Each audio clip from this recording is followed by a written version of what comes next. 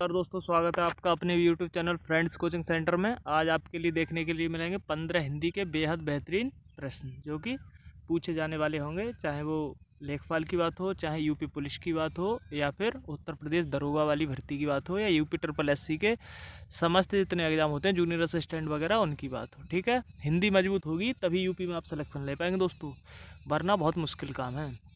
देखिए, पहला प्रश्न है, अमानवीय में उपसर्ग है, बताइए। ऑप्शन ये है अमान, अम्मा, आ, अम। तो दोस्तों, उपसर्ग क्या होता है? मूल शब्द के आगे वाला शब्द होता है, और प्रत्यय क्या होता है? मूल शब्द के पीछे वाला शब्द होता है। ठीक है, प्रीफिक्स सफिक्स इनको बोलते हैं इंग्लिश में। ठीक है, तो मूल शब्द क्या है? मूल शब्द है मानवीय। ठीक है, मानवीय मूल शब्द है, और मूल शब्द के आगे लगने वाला शब्द क्या होता है? उपसर्ग होता है। तो आ हो गया, हम आराम से छांट सकते हैं। सी ऑप्शन लग रहा है हमें इसमें, बस आगे बढ़ जाना है। क्या दिक्कत है? कुछ दिक्कत आई बताइए। ऐसे ही हमें सब सॉल्व करने हैं, चाहे वो प्रत्यय हो या उपसर्ग हो। मूल शब्द हम आसानी से निकाल सकते हैं शब्द के अंदर से ही। ठीक है, भारत भारती के रचनाकार हैं दोस्तों, ये एक प्रसिद्ध रचना है। इसके रचनाकार कौन है? शायद ही कोई ऐसा एग्जाम होगा कि जिसमें ये ना पूछी गई हो। ठीक है, बताना है आपको। मोहन राकेश जी, इन इन ये भी फेमस रहे हैं। हजारी प्रसाद द्विवेदी जी, कोटोजी इनकी रचना है। निराला साहब की देशभक्त के प्रति कई रचना है। मैथिली शरण गुप्त, बताइए क्या होगा इसका राइट आंसर? इसका राइट आंसर होगा मैथिली शरण गुप्त। ठीक है, आषाढ़ का एक दिन इनकी मोहन राकेश की रचना है, आपको ध्यान आ गया होगा तो। ठीक है, हजारी प्रसाद की कुटुज वगैरह है। तो ऐसे चैन बना के आप पढ़िए। भारत भारती कौन है? मैथिली शरण गुप्त। ठीक है, ये आपको याद रखना है। दो बार एक प्रश्न को दो बार देखिए। 9 2 11 होना, ये एक मुहावरा है। इसका राइट आंसर क्या होगा दोस्तों? बताना है आपको। 9 2 11 होना, सबसे आंख बचाकर भाग जाना, 9 में 2 जोड़ देना, फरार हो जाना, या धोखा देना। तो दोस्तों, ऐसी कोई बात नहीं होती है कि हम 9 में 2 जोड़ दें तो 11 हो जाए। हमें बात को समझना है कि इसका सेंस क्या है। ठीक है, 9 2 11 होना का मतलब होता है फरार हो जाना।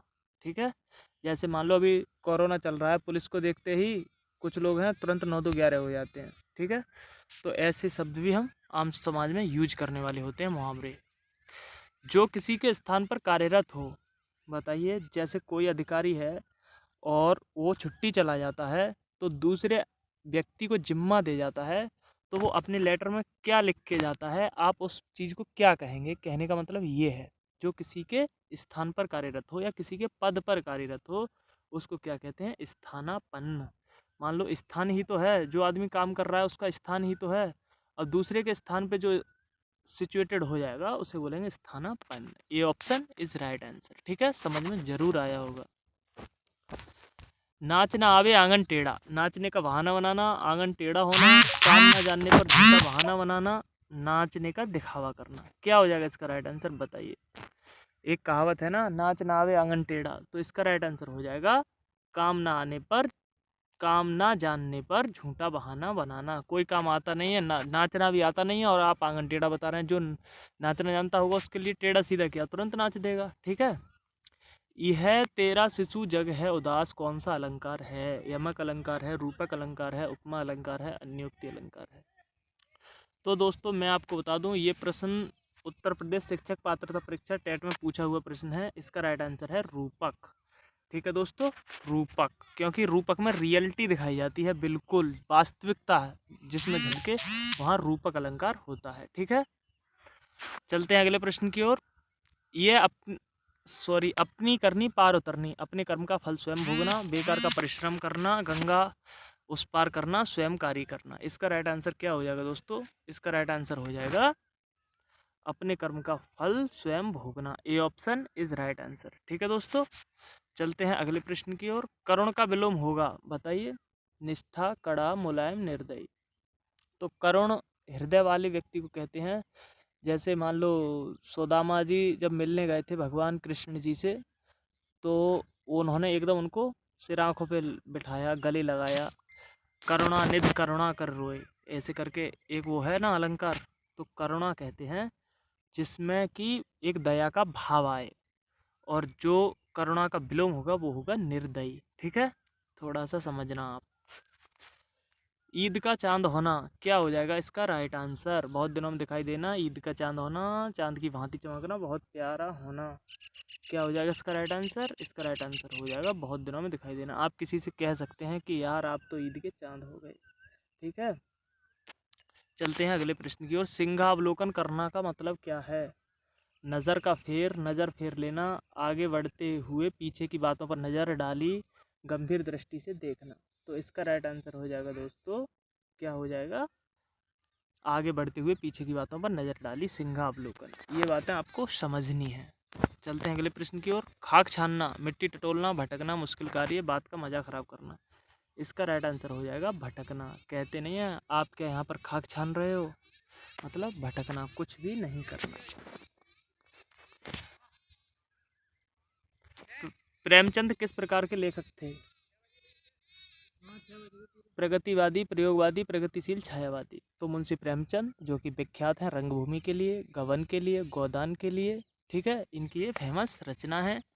तो इसका राइट आंसर हो जाएगा, ये थे प्रगतिशील कवि। ठीक है, आपको याद रखना है।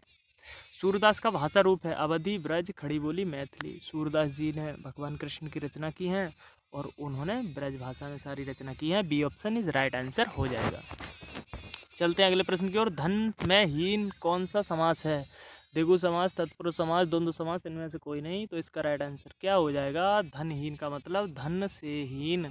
और मैं आपको पहले भी बता चुका हूँ, जिसमें से, मैं, पे, पर, ये सब चीज़ें आती हैं, वहाँ कौन सा अलंकार हो, वो सॉरी कौन सा समास होता है? तत्पुरुष समास होता है। B option is right answer हो जाएगा।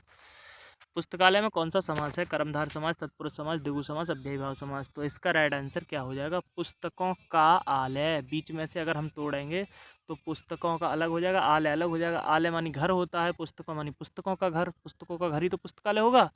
तो बीच में क्या आया? पुस्तकों का घर। तो का, मैं, पे, पर, से, ये सब क्या है?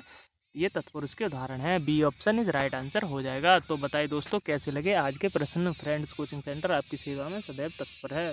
लाइक सब्सक्राइब करना ना भूलें, अपने दोस्तों के पास शेयर करें और वीडियो को ज़्यादा से ज़्यादा लाइक करें, जिससे कि हमें मोटिवेशन मिलता रहे। ठीक है दोस्तों, ये थे आज के महत्वपूर्ण हिंदी के प्रश्न। आप लोग सोच रहे होंगे कि हिंदी के सर वीडियो क्यों नहीं बना रहे हैं, तो मैं हिंदी की बनाता रहता हूँ और जितनी मुझसे कोशिश होती है मैं आपके लिए करता हूँ। आपका काम है लाइक करें, सब्सक्राइब करें, शेयर करें।